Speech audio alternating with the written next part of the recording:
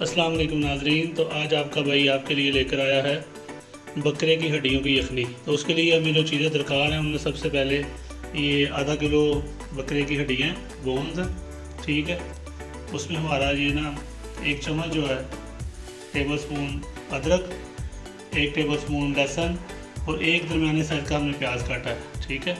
اس کے لیے ہمیں جو مسالے درکار ہیں، ایک چمچ ثابت دھنیا table spoon, half T spoon جو نا ہلدی powder, half T spoon black paper کالی مرچ powder, pink salt half T spoon, اور یہ کوارٹر ٹی سپون جو نا کلونجی ہے، اور یہ ہاف ٹی سپون جو نا ہمارا زیرہ ثابت زیرہ، اور یہ ایک ٹیبل سپون ہمارا دیسی گھی ہے، ٹھیک ہے۔ تو چلے شروع کرتے ہیں، بسم اللہ۔ تو ناظرین ہم نے اس کے لیے نا مٹی کا برتن لیا ہے، جو ہم نے اسپیشل جو ہے نا پسرور سے ہنڈیاں منگوائی ہے۔ تو سب سے پہلے ہم نے اس کو پری ہیٹ کر لیا ہے۔ تو سب سے پہلے جو ہمارے پاس ایک چمچ دیسی گھی ہے وہ ڈالیں گے، ٹھیک ہے جی ناظرین۔ ہمارا گھی گرم ہو گیا ہے، تو اب ہم اس میں ڈالیں گے اپنے گوشت کی ہڈی، ٹھیک ہے۔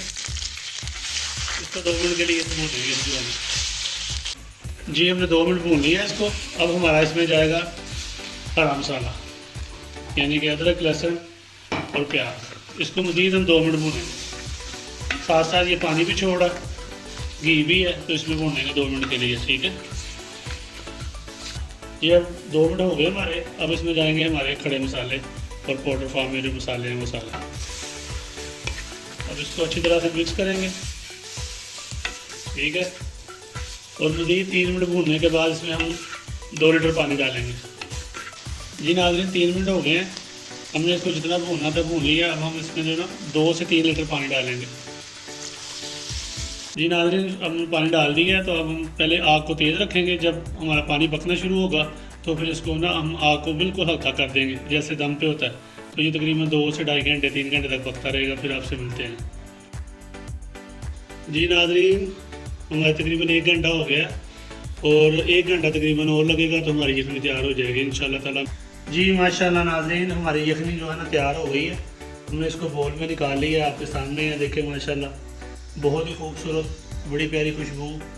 اور ہم نے اس کو نا دھنیے کے ساتھ اور ایک انڈا کاٹ کے درمیان میں رکھا ہے، اس کے ساتھ گارنش کیا ہے، بہت زبردست ہے۔ جاتی ہوئی سردیوں کا خاص تحفہ اپنے بھائی کی طرف سے لیتے جائیں آپ۔ ناظرین میری ریسیپی کو لائک کریں، شیئر کریں، اور میرے چینل کو سبسکرائب کریں، اور بیل آئیکن کے بٹن کو نہ دبانا بھولیں۔